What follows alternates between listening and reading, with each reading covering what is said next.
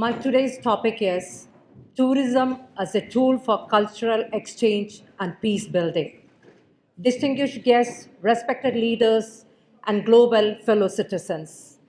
Let me begin with a moment etched deeply in my heart. In the golden light of Cappadocia, Turkey, I witnessed a young girl from Kerala, the place I hail from in India, offer a packet of homemade banana chips to a Turkish shopkeeper. No shared language, no translator, just a warm smile, a shared laughter, a spark of human connection that needed no words. That small gesture reminded me of a profound truth. The smallest act of humanity often speaks the loudest. Because peace is born in quiet moment where we can see each other as people first before the world names us nation. Tourism at its best is not about places, it is about people, it is about presence. In a world increasingly divided by borders, politics, misunderstanding, fear, and bias, tourism is a quiet yet a revolutionary force. It does not ask for power, it offers connection. It does not demand territory, it inspires trust. Tourism is not a transaction, it is a transformation. It invites us to see a world to one another where we can embrace one another. It because when we walk into each other's world with an open heart, we begin to unlearn prejudice, to shed the weight of judgment, to see beyond headlines, and to hear the human beneath every label. And that is where peace is born, not in treaties, but in truthful encounters. That is what I felt during my first visit to Russia a month back. And this brings to life the words of Jesus Christ.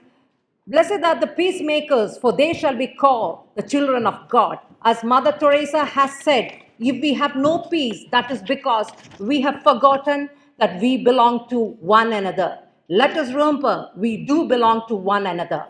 Once I met an Israeli woman and a Palestinian man in a peace building retreat in Rwanda. The pain they carried was heavy, generational. But during shared meals, shared tears, and silence, they found something which the governments could not offer understanding. That is the soft power of tourism. Not conquest, but compassion, not control, but connection, not monuments, but memories that change us. As a woman in tourism and a mentor to grassroots entrepreneurs, I've seen how the industry is not just a vehicle of economy, it is a vessel of dignity.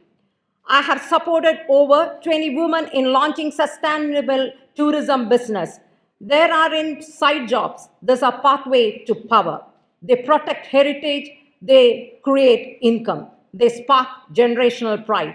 When a woman rises in tourism, her children dream bigger. Her culture shines and her voice echoes beyond the valleys of her village. Tourism also shares the youth to understand something. They return from their journeys not just with souvenirs, but with soul shift. They become global thinkers and peaceful doers and stewards of shared humanity. Today, I'm not just speaking to the leaders, I'm speaking to torchbearers of change. Each of you in this room has real influence, real, tangible, world shaping influence. So I ask you, what will you do? Will you return to your boardrooms and your ministries with just applause ringing in your ears? Alexander the Great conquered nations, built empires, changed maps, but in the end, he left with nothing. He took nothing because legacy is not what you conquer, it's what you connect. And peace is the only victory that outlives us. So I challenge each of you, let us not just admire peace, let us become the architects of it. Let tourism become the ministry of understanding, a movement of healing, and a mandate to every leader present here. Let us stop marketing experience and start cultivating encounters. Let us stop showcasing culture and start respecting it.